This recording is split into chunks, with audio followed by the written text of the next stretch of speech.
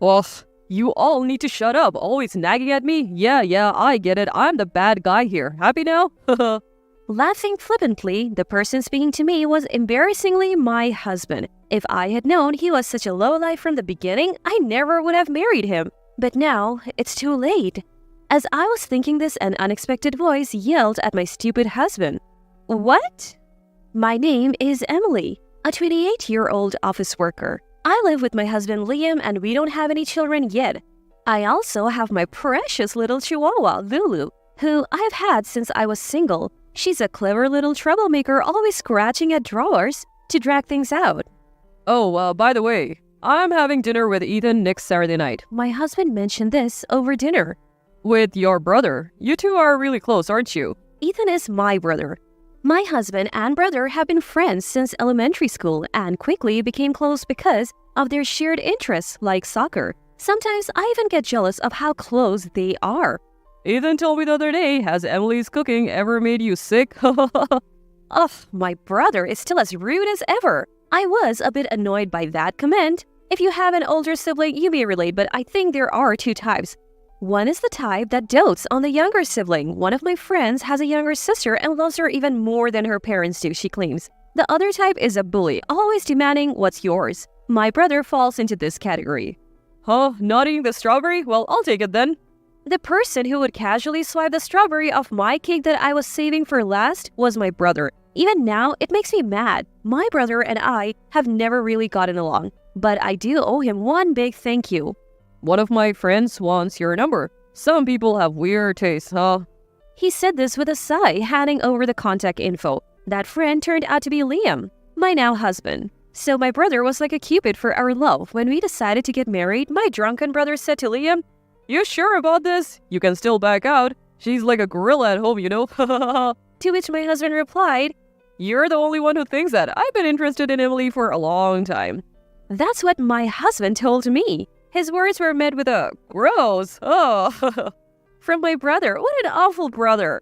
My husband Liam was a star of the soccer team and was quite popular in our generation. Thinking back, my brother was just as popular, but I never understood why. At home, he was arrogant, selfish, and gorilla-like. Wait, am I saying the same thing as my brother? Even after marriage, Liam was as kind as ever, and I was very happy. I didn't realize that this happiness was slowly beginning to crumble. One day, my husband came home visibly frustrated. Oh, today was the worst. Welcome back. Oh, what happened? It was rare for Liam to get this angry. Apparently, as he was about to get in the car to come home, he noticed a scratch on it. He said it wasn't there this morning, but he honestly wasn't sure when it happened. I should have installed a dashcam. My husband's car didn't have a dashcam. I had one in my car, but my husband has been driving his current car for nearly 10 years because he likes it. I had suggested getting a dashcam, but he said, I have never been in an accident or anything, so I think I'm good for now. He kept putting it off, saying things like that, but this time he seemed quite upset. Emily, I'm sorry, but can you go to the car shop tomorrow and get a dashcam installed? I don't really understand machines.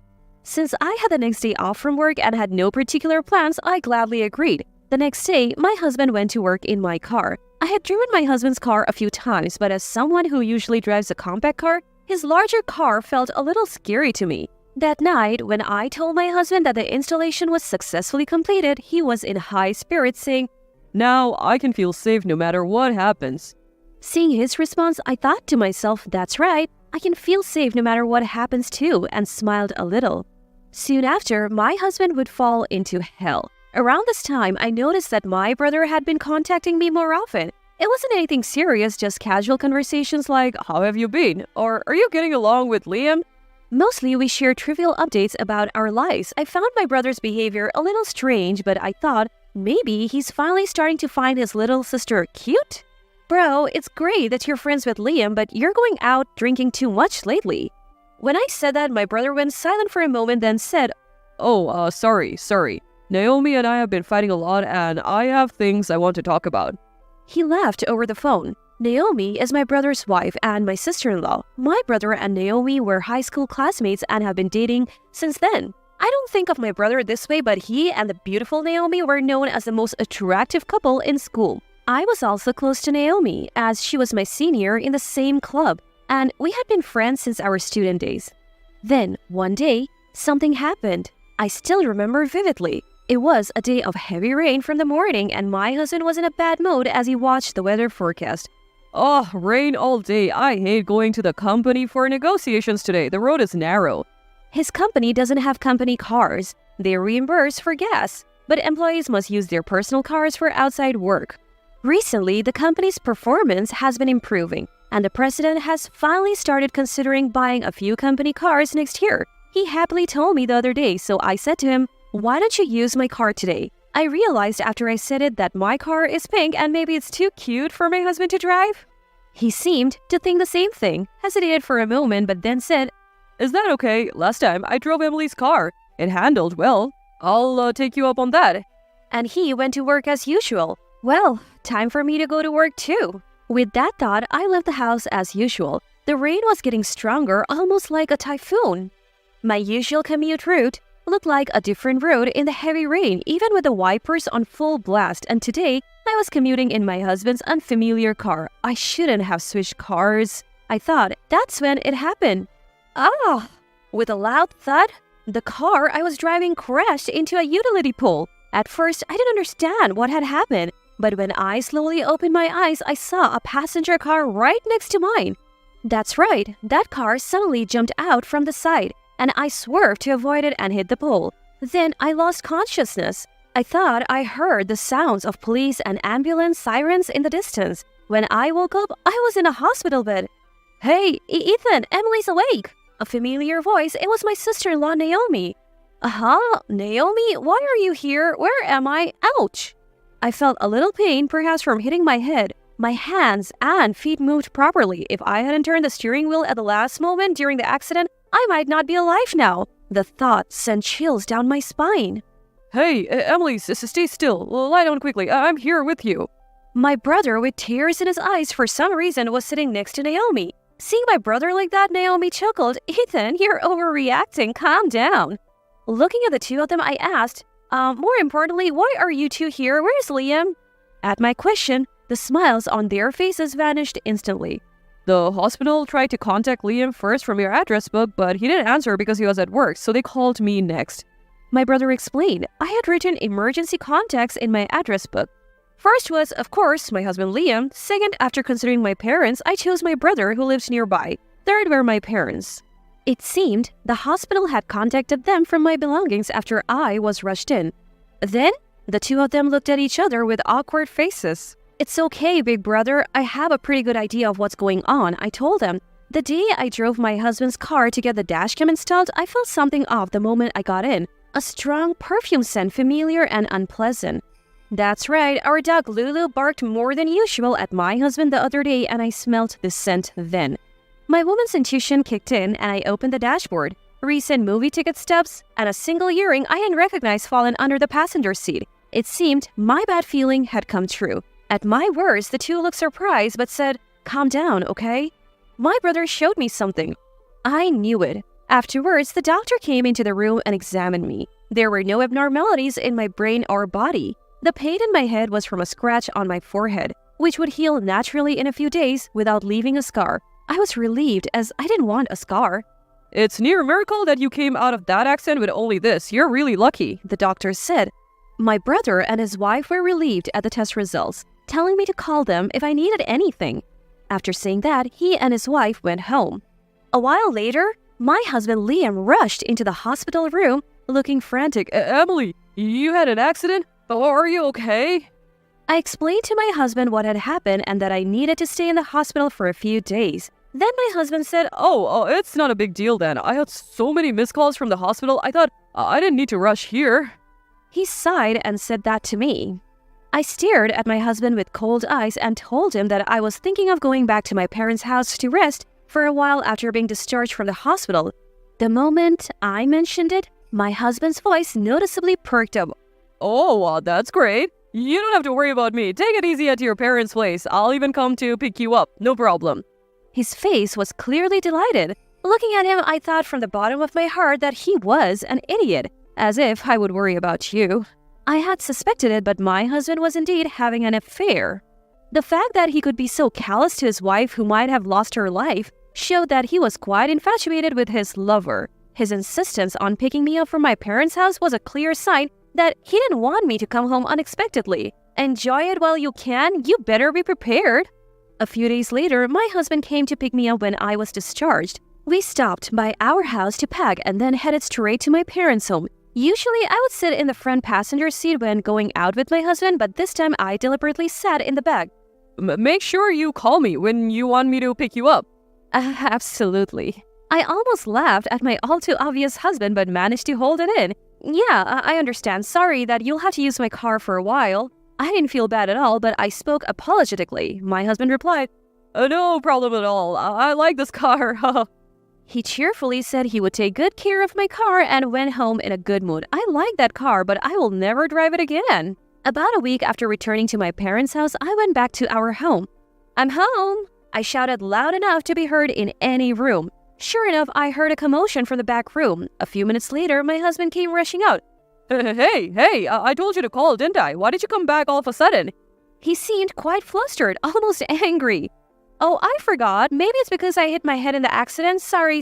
But more importantly, I have something to talk to the person hiding in the back room. Can you bring her out? And hey, your clothes are inside out, I said with a bright smile. My husband's face turned pale in an instant. And then he finally realized that behind me were my parents, my brother and his wife, and even his own parents who had come all the way. What? Why? His father, a strict man, yelled, Bring her out now. A few minutes later, after letting everyone into the living room, my husband and his lover awkwardly entered from the back room. No wonder they were uncomfortable. It was 2 against 7. My husband was overwhelmingly at a disadvantage. The two of them looked down and didn't say a word. Everyone, including me, was irritated. It's been a while, hasn't it? Maria, right?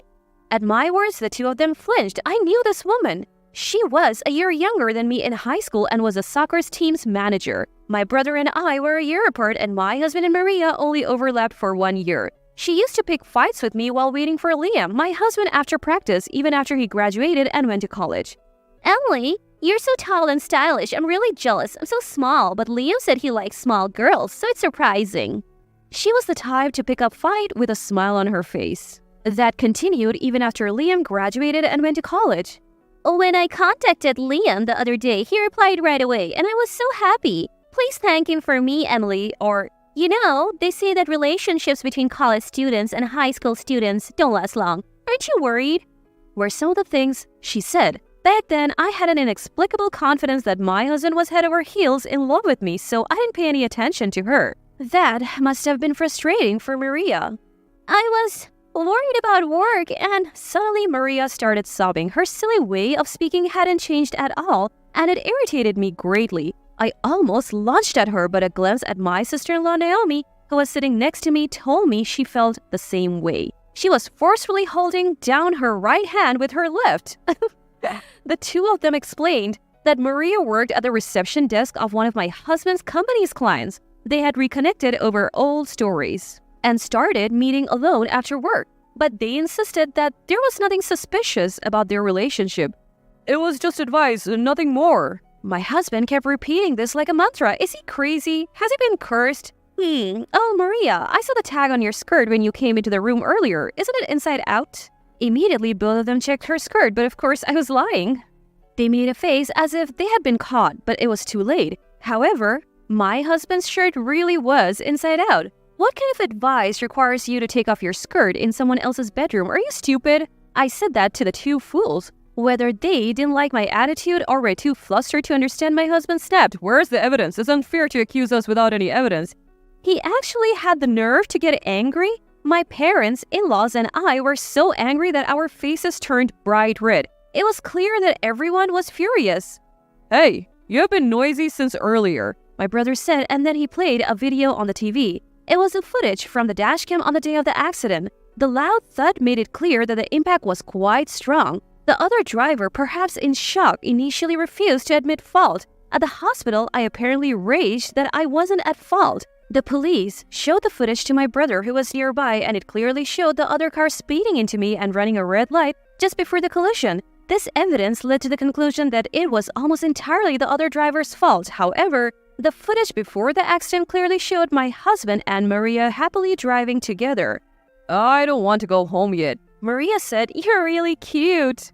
My husband replied, stroking Maria's head at a red light. Then he said, You're so helpless, and drove into a hotel parking lot. On another day, Maria said, "Work ended early. I wanted to see you. Is your wife okay with this?" My husband replied, I told her I'm going out with Ethan, so it's totally fine. and kissed Maria.